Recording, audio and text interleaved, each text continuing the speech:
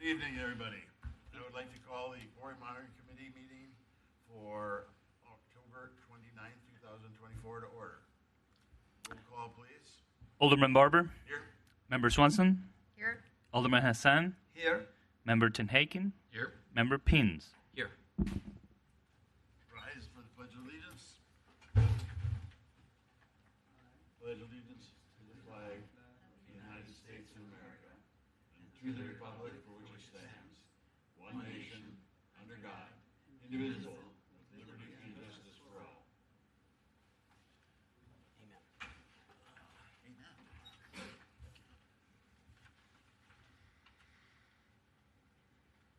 Proceeding on with the agenda, item 2 is the approval of the minutes from the regular meeting of August 13th, 2024. Move to approve. I'll second. Are there any corrections or additions to the minutes? No. Hearing none, there's motion made and seconded. All in favor say aye. Aye. All opposed? The minutes are approved. Moving on to item 3, citizen comment period.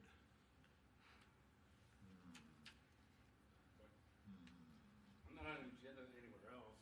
Here regular or? All right, Clint Winninger, Paint and Dawn. I gotta start over? Yeah. Clint Winninger, Sorry. Paint and Dawn. I just wanted to give you guys just a quick update on where we are this year, being that we really don't have a place on the agenda for that and heading into the fall. Unlike years past where we've usually come to the end of the year, getting close to end of November, end of December, we slow down. Then we quit crushing and blasting over the winter, usually up until maybe mid-March or so. Last year we did not stop all year round. We crushed, shot, process, and ship material all year round. And it was sort of unknown to us. It came out of the blue. But what really drove that was the Microsoft project that's going on down on the former Foxconn site.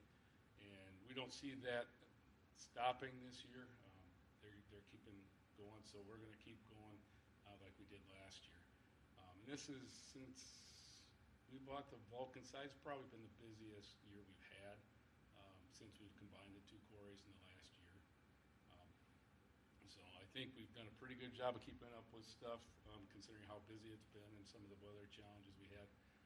But we'll continue to do that. But I just want to let you know we will be continuing to drill and shoot and process and ship material over the winter.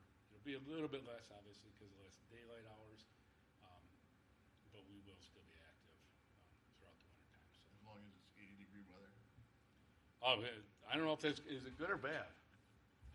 The 80-degree weather, good or bad? We'll take it. So. Basically crushing the rock bodies here.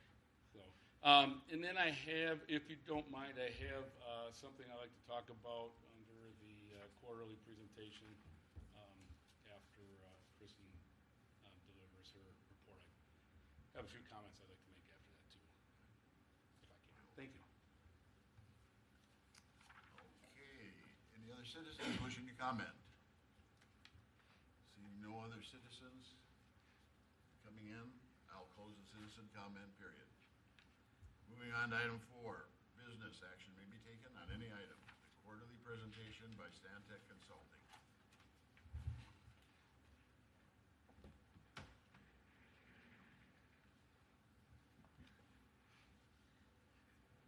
Do you have the report open or? Yes, if you scroll down.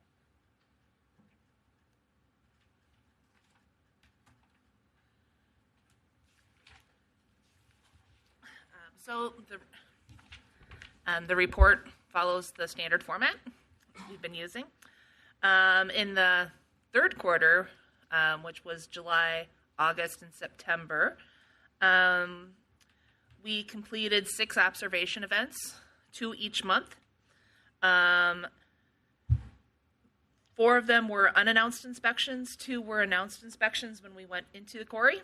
The street sweeper was in use in 5 of the 6 visits, which is fairly typical. Occasionally, it's just not out there when we happen to be there. Minor dust observed on trucks exiting to the east on Rawson, which is also typical. No other issues were observed.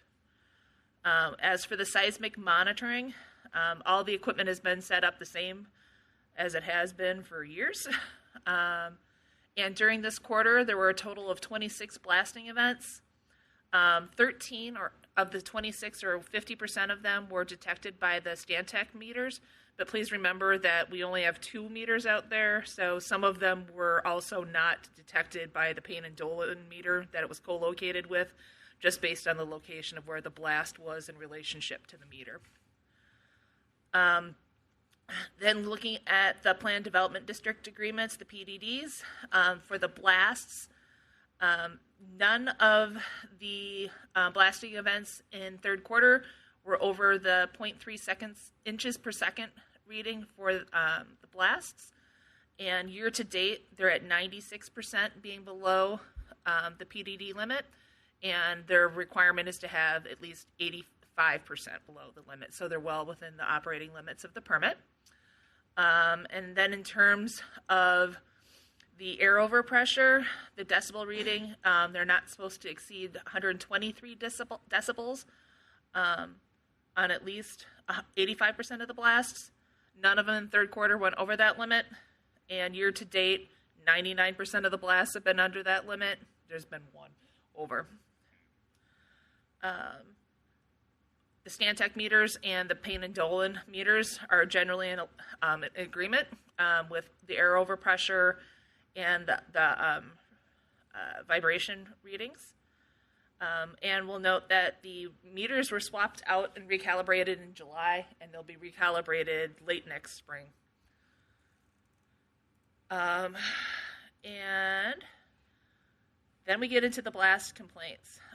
So over this quarter, there were a total of 14 complaints received. One of them was regarding material in the road. The rest were regarding blasts. Of the complaints related to blasts, all of them corresponded to an actual blast event. 11 of them, this is where things get a little different this quarter. 11 of them requested that the location not be identified, but midway through the quarter, they started providing a general location of where the complaints were coming from. So we would know if it was in the new subdivision to the east of the quarry, or if it was coming from south of the quarry in the area where we've historically had the largest numbers. So now we've tried breaking that out into the general location showing up there. So of the ones where we had the general location identified, 5 of them were in the new over in the Marquette Avenue area, which is where the new subdivision is. 1 was to the south in the Root River Heights neighborhood. There additionally were 2 complaints with the location identified. In general, for the blasts that had complaints where some type of location was identified, 5 of them came from the east of 51st Street. 3 were from south of Drexel Avenue, and I'll show the drawing. I'll scroll up there so you can kind of see. And what we're trying to do with the drawings now for blasts that had complaints are showing up in pink if there was no complaints. The ones that have a aqua colored correspond with the aqua neighborhood, the Marquette Avenue. And then the ones that were identified as Root River, it's the one here in green, and this is the general location in the neighborhood.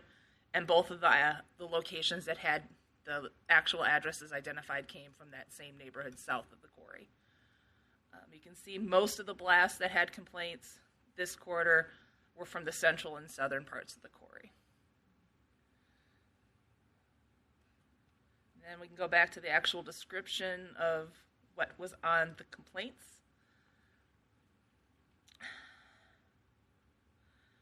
On July 9th, we had 1 confidential complaint for a blast in the central pit area, a blast that shook the windows and the glass rattled. All of these had readings below the permissible limits. July 23rd, blast in the southern pit. Once again, highest readings were well below the limits. A long blast that lasted multiple seconds, shook entire couch and living room walls. This was a confidential complaint, so we do not know the location. July 25th, blast in the central pit area, one confidential complaint and one to the south. Blast shook and rattled the entire house, windows and floor, and just a general comment about blasting. July 30th, one confidential complaint for a blast in the southern pit, once again well under the limits. The comment was the blast shook the entire house and rattled windows. July 30th, in the afternoon, there were 2 blasts that day that had complaints. Blast in the southern pit, one confidential complaint again. And blast shook the entire house for several seconds. Windows rattled and glassware rattled. Blast lasted a long time and shook walls. August 5th, so the month of August is when we started getting the general location of the complaints. This one was for a blast in the southern pit, and it was a complaint to the south in River Heights. Rumbling and the entire house and cabinets shook strongly. And then the remaining, August 8th, blast in the southern pit, a complaint from the Marquette Avenue area. Blast shook our house, and I tripped while walking due to the floor shaking.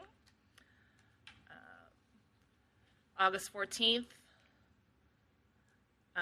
another one with a complaint in the Marquette Avenue area. Blast a little further north in the central pit. Quarry blast rattled all of our windows and shook the house. August 16th, confidential complaint from the Marquette Avenue area. Blast in the northern pit. Heard a very loud and audible blast with our windows open that rattled the house and shook the tables. August 29th, a confidential complaint in the Marquette Avenue area and one other complaint to the south. Blast in the southern pit. Excessive explosion, sound, and house vibration.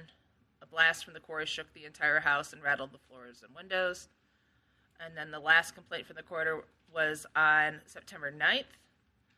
And this is a confidential complaint in the Marquette Avenue area and a blast in the central pit. The comment was a blast from the quarry violently shook the house. I was walking down the hallway and tripped due to how large the blast was. The house physically shook and disturbed my house. Loudest and hardest blast we have felt. And then there was one non-blast related complaint, and that was on September 20th regarding asphalt pieces in the intersection of Rawson Avenue and South 31st Street.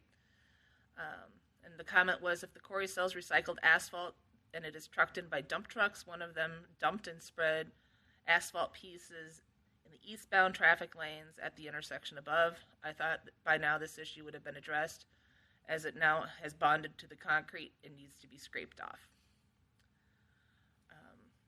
I did go out during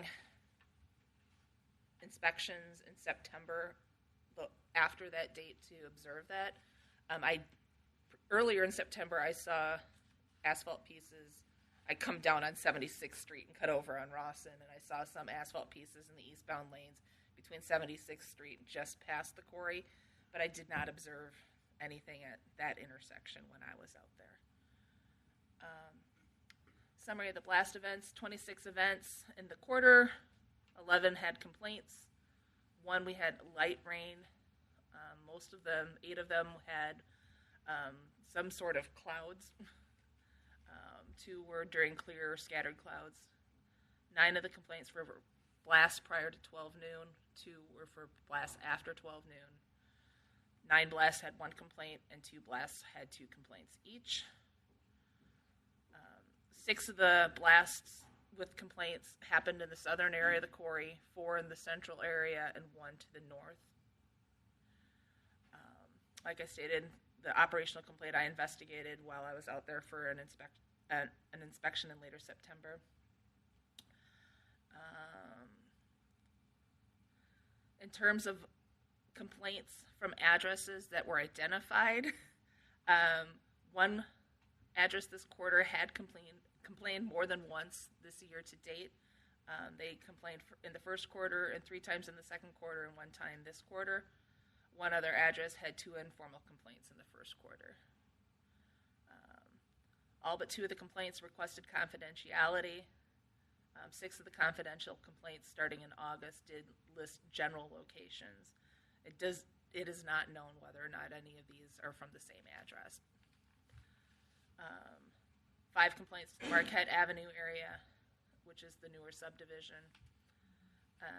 As typical, no complaints, no non-confidential complaints came from west of the Root River.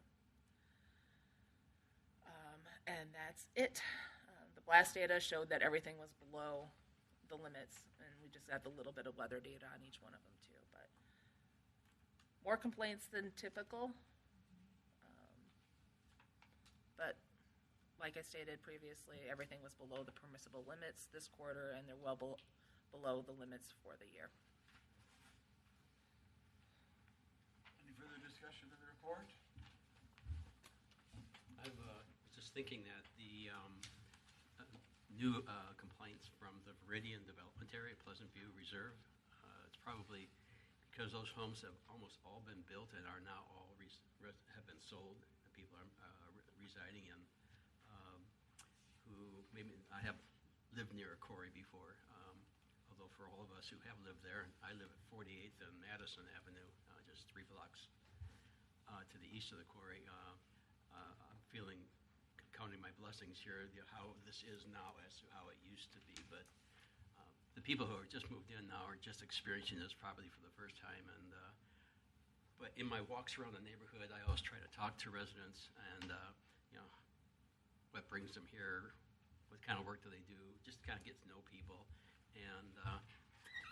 and also if they have any concerns about the neighborhood.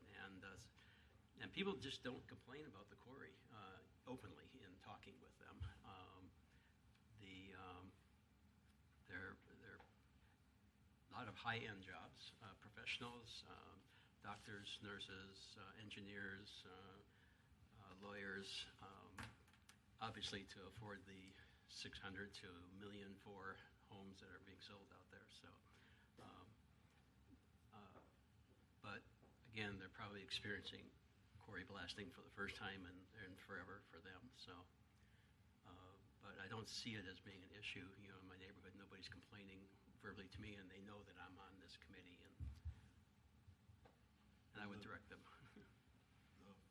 The last 4 homes are right on 51st that have filled in now, 2 and 2 right there. So Yeah. I wonder if they even knew that there was a quarry on the other side, or the berm. That's what I'm curious about, the disclosure of, is there a When it's time, disclosure? I would love, this is a perfect segue into what I would like to talk about, at your convenience. Well, let's finish this, and then any other discussion? For disclosure, I received some phone calls from some people who are interested in those new homes before they moved in and before they signed the purchase.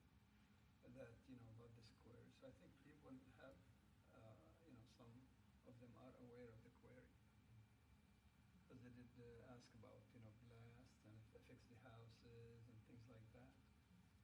So. One gentleman I did talk to was not aware of the quarry, but his wife was. She was at the signing with him, and she paid attention to all of the disclosure statements at the signing when they bought the house. So, I mean, it was disclosed by Viridian at the time of sale for sure. Oh, yeah.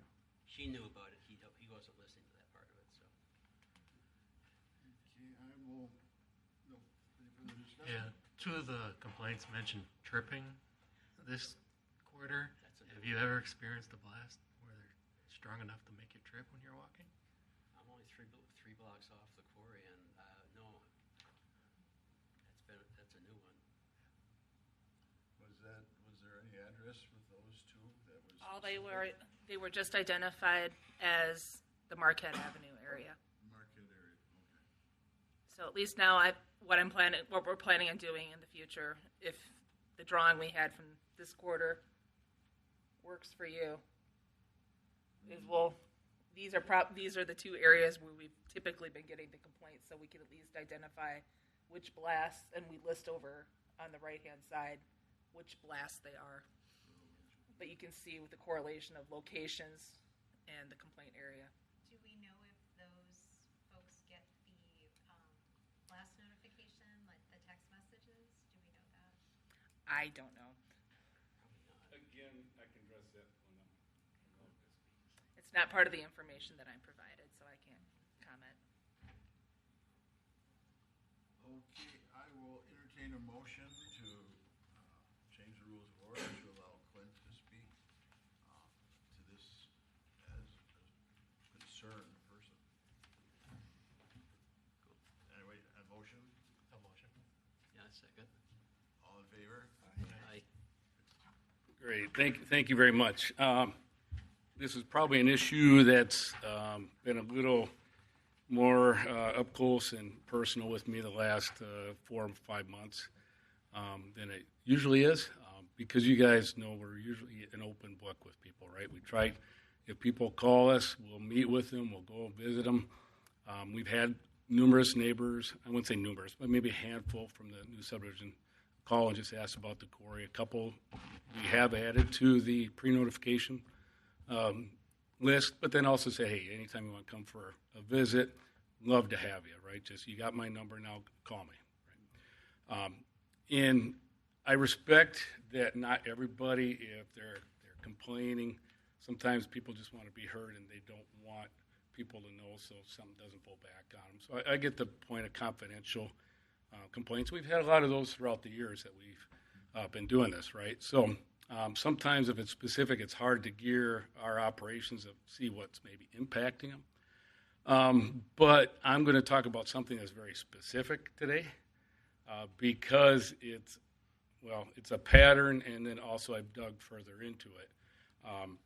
So starting in June 20th to be exact, within a week we got 3 confidential complaints, which is odd and rare. So I'm like, what's going on? So I know staff isn't, I could ask the name, they're not going to tell me name and address, right? Defeats the point of confidential, but I asked, hey, are these all from the same person? Yeah. Okay, appreciate that. Then go into early July, get a couple more confidential complaints. I'm like, what area is this coming from then now? Because this is 6 or 7 in a period of 4 weeks that we've gotten. So they got to be, my gut told me I knew where they were coming from. So I did a little research, and I'm looking at the restricted covenants for the new subdivision, and in there is deed restrictions in there, right? So I'm like, I wonder if somebody that bought one of these houses now doesn't want to admit to complaining because they have this deed restriction or deed notice that they accepted as part of buying a lot in there. So I reached out to staff. I said, hey, are these coming from this area and possibly maybe a new house? They didn't give me an address, didn't give me a name. Yep. So we continue to get complaints, and then by the end of, September 9th, by September 9th, I had, that's probably corresponds to when they started putting Marquette area on the complaints. Beginning of August is when I started getting that. Yep. So that jives with that. Finally, by September 9th, I'd gotten 15 confidential complaints, which I didn't go to every single house or ask for every single record. So there's a few I'm assuming that were all from the same. Finally, I reached out to staff. I said, hey, can I get the name and number? They said, we can't give it to you. The only way you can get it is through an open records request. So that's what I did. And asked staff for one. I didn't want staff to have to go through a whole bunch of work, so I asked for one date in particular because I knew it was relatively all the same people. So I got the name and address along with the email, contact, all the contact info for that person. But to be respectful, I sent them a letter. And if you don't mind, I'd like to pass out the letter that I sent to them. Is that okay, Regulo?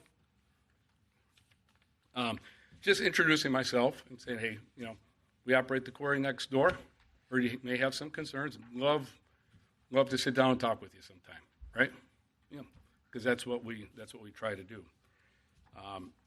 Well, I never heard anything back from this person, and then since the time I sent this letter, which was a little over a month ago, we've gotten 4 more complaints. So that's 19 complaints out of 42 blasts that we've done over that time, right? And they've all been confidential. Now, we appreciate trying to talk to somebody, and some people are never going to be able to see eye to eye, right? I mean, it's just that, and that's okay, but we at least like to try to have a conversation with people so we understand each other a little better. So I tried to initiate that, and I've actually gone by the house a few times. Hopefully catch this gentleman outside, to no avail, too. But what I also attached is their warranty deed for the house. So if you look at the plat for the property, it says, hey, there's a quarry next door. If you looked at the list of restricted covenants, the same language that's on Exhibit A here is in restricted covenants. Plus, then, on the deed, actually, is the language that's included in restricted covenants, again, repeated here. And it's saying, hey, so you know, there's a quarry next door, right? And there may be this or maybe that. And I would say that the developer, home builder, went probably above and beyond even to notice that need to give, here. But they also said this is going to be made part of your deed, and by accepting it, hey, you give up any right to object and this and that and the other thing, right? So I think that's part of what's driving the confidential complaints. So I guess for me, if the city did everything right by making sure when they developed the property that they included that language, if the developer and home builder did everything right by including this language and doing that, and if we're doing everything right by following the rules and regulations, then the only person not doing something right is a person that accepted this by building a house there and then is coming out and voicing their opinion this way. So if you just look at even those blasts throughout that time, of those 19 blasts, they've averaged like a 0.11 average. So if you remember the scale, 0.3, we can be 85% or below. We can go up to a max of 0.65. And the state level, you can go up to 2 to 0.75, 0.5, depending where you are on the Z curve, remember? And our air blasts have all been way down. So I'm going to respectfully ask if somebody from that new subdivision is just going to keep submitting things confidentially that they aren't even included in this report. Because they should be. Here they accepted what's next door and agreed not to object. But that shouldn't be then included in this. Somebody goes, hey, why all these complaints now? Well, somebody that moved in that had notice and doesn't have the right then to object to it. Why everybody else did something right. So that being said, I'm more than willing to always sit down and talk to any of our neighbors. If they have problems or issues, I don't have a problem talking to them. But to do it confidentially, especially in this type of numbers, 19 since the middle of June. I mean, we probably haven't had that many in the last 3 years combined. And these are coming from the same person. I can't say 100%, but I wouldn't doubt that most of them are. I would have to do open records requests on each one of these confidential ones to double check that. But staff may or may not be able to verify it at some point in time. So I don't want to say it's absolutely coming, but I know a whole bunch of these are because they did confirm that with staff. Okay. So thank you. So we cannot act on anything this Nope. meeting because it's not on the agenda. that's fine. But we could hold it over and have a discussion of that at our next meeting. Yep. Or put that on the agenda item for next meeting, where we can look at what options are available or what we'd like to do as a committee at that point. My initial thing is people have a right to complain, but I need to research that a little further. So Yep. I understand what you're saying, and I understand, we get the numbers, so it's there. But let's hold it over for next meeting, and then everybody's got a couple months to think about it and what your thoughts are. And if they keep coming this volume, I'll just keep coming back and saying the same thing, just so everybody is aware. Yeah. So We could at least annotate that this is a repeat complainer. And Well, when we when- could do that, if but we can't decide that. Yeah. No. no, and I'll continue to try to reach out to them and see, right? Because that's for us, that's the right thing we're trying to do. But in full disclosure, as a committee and the working relationship we've had with everybody. Personally, I see the full disclosure, and I see what you're doing to work with the people, so, that's all good. Right. So We'll see anyway, where it goes. I just needed to, it was just a few here or there, but it's been quite a bit, right? Do the Quarry tours next year too, because I know a lot of people had positive feedback regarding the Quarry tours that you did this last Independence Day celebration. Yeah, so just remember, Ed, too, is if you see people that are local neighbors, we'll gladly do that outside of that.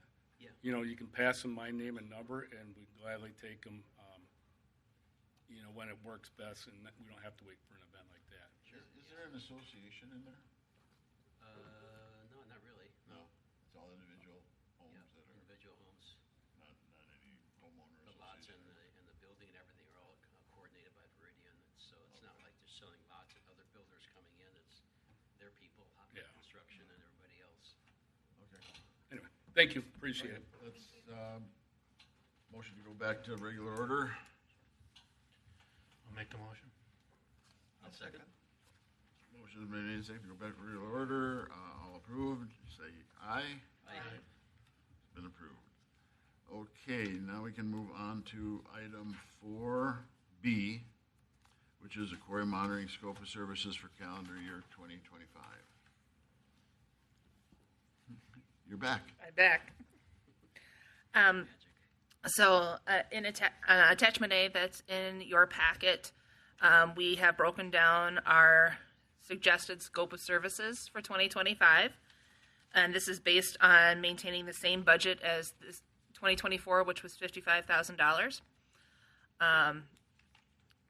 Nearly half of the budget goes to the monthly blast monitoring equipment that's out there. That's line item 2. And those fees went up a little bit this year. We're proposing a total of 15 operations monitoring events where we go out and do the driver rounds to check for dust, general condition, and we would continue to do at least 2 of the visits as an announced inspection when we go inside of the quarry. We kept the exceptional blast complaint evaluation on the list for this year, but we put that as a $0 budget item, and what we're proposing is that if you need to have an exceptional blast event, we will reduce the number of operations monitoring events by that number of events. So that way we'll be able to do as many of the observation events as possible, but still have a provision if you need to have that exceptional blast event monitoring done. That makes sense because Yep. we didn't use it in the last 2 years or No, 3 years. No, so- yeah, it was 2020 and 2021 where we typically did those. What that would be a visit to monitor the quarry unannounced or off. No, the exceptional blast event is if, like, one of the complaints we had in 2020, I think, had 10 complaints for a single blast. So we did a quick turnaround report to evaluate blast location and pinpoint where all the complaints were coming from, have a drawing set up with that. So we had a quick evaluation to make sure that they were within the operational limits and to see if the distribution can give us any clues as to what was going on. I think it was more common in 2020 and 2021 because that's all of a sudden people were working from home and weren't used to being at home during the day when the blast typically happened. And now a lot of people work in a hybrid world or work from home, and they kind of know what norm is around for that. And then the last item we have is for the 4 quarterly reports and presentations like I'm doing here today. And then we would continue to summarize the data from the prior quarter, summarize complaints, provide some weather data, and provide the drawing to show where the complaints are coming relative to the blast locations. Did we scroll that? Didn't see the bottom part. Yep. And with the quarterly reports, we've done a couple of tweaks over the past couple of years. When you want a little more detail on that, and we're just putting those in as those suggestions come up from the committee. It didn't cost any extra to color code the neighborhoods, huh? No, it'll be simpler now that Regulo is able to provide a plat map from this city, and now my GIS person put it in there. So if we have any new neighborhoods, we'll be able to refer back to that map and put them in there. And it should be pretty simple moving forward. So this quarter, a little extra GIS time, but still we kept it at the same flat fee for each of these reports. So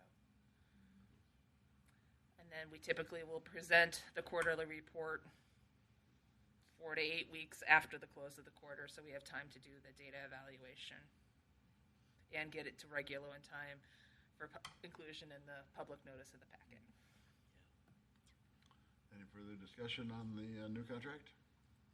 Any items that need clarity? No. Okay. Thank you for that. Moving on to item 5, meeting scheduling discussion. No motion to recommend approval to Oh. council or No, at quarterly we don't. We save it for the final, don't we? no for the scope of services. Oh, okay, yes. That's right, we did do that last year. Yeah, didn't we? okay.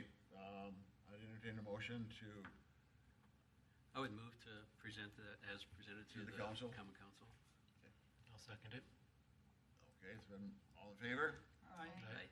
Motion passed. We will now present that as FYI to the council. It's probably just simply a place on file, kind of a presentation, but the council will get to see it in their packet, so. Okay, now, item 5, meeting discussions for the next scheduling. So for next meeting will be next year.